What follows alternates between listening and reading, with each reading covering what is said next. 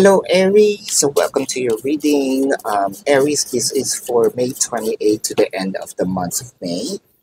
So, Aries, para po sa mga bago, don't forget to click the subscribe button, smash the like button, and comment below kung kayo nakaka-resonate.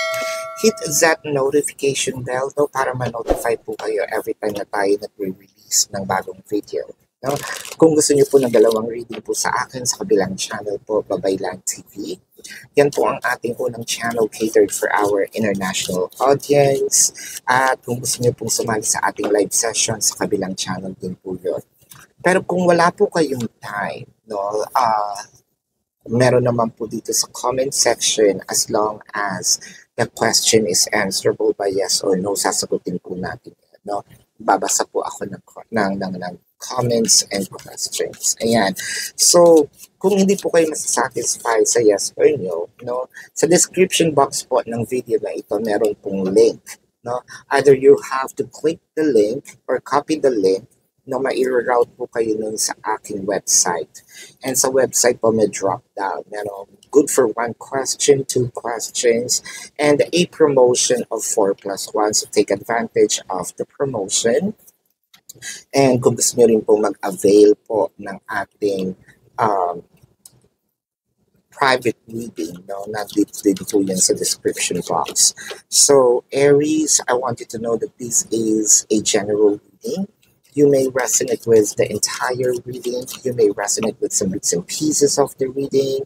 So, take what's only yours. So, Aries, magsimula na tayo. So parang nakikita ko dito nagbabago, no, yung takbo ng yung course ng inyong relationship.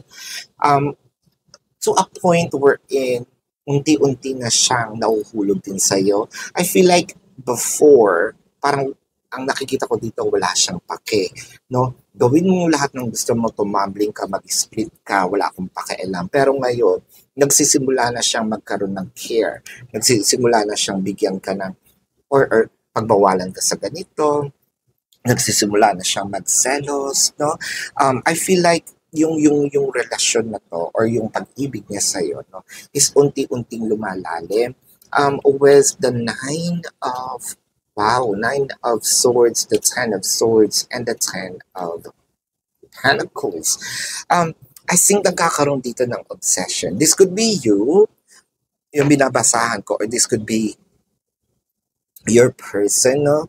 What I am reading here is the dynamic of, the situation.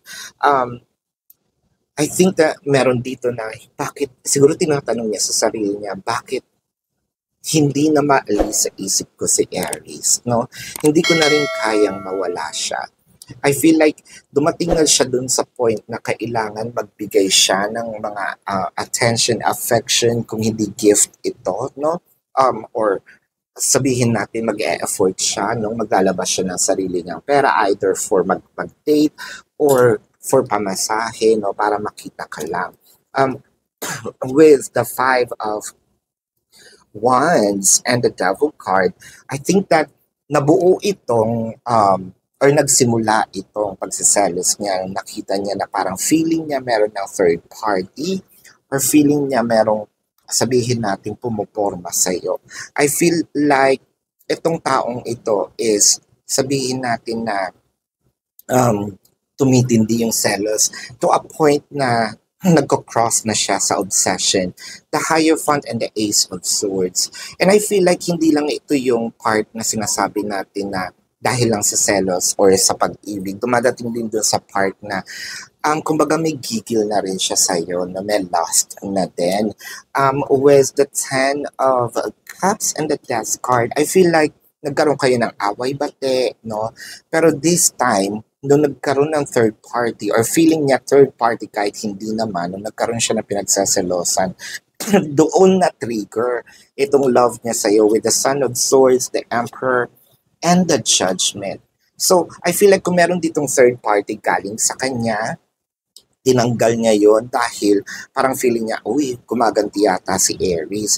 At ang nakita ko dito, mas lalo niya na napagtanto, no, na kailangan magseryoso na ako at kailangan bigyan ko ng pansin itong relasyon na to kung hindi mawawala sa akin si Aries.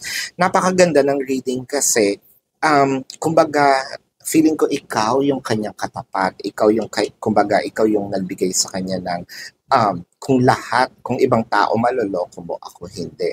No, ikaw yung karma nitong taong to. So, this is your reading for now, Aries. Tignan natin, no, ang zodiac sign ng person mo. This could be their sun sign or this could be a placement in their chart. I'm seeing pwedeng kapwa Aries ito, no? I'm seeing Sagittarius, I'm seeing Scorpio, Pisces, Leo, Capricorn, Taurus, Virgo. Ayan. So this is your reading for now. Aries, again, para po sa mga bago, don't forget to click the subscribe button, smash the like button, comment below kung kayo nakaka-resonate and hit that notification bell. Kung gusto niyo po ng dalawang reading po sa akin, sa kabilang channel po yun. Meron po tayong questions, no, dito sa description box. Love and light. Namaste. See you po sa susunod na reading. Goodbye, Aries.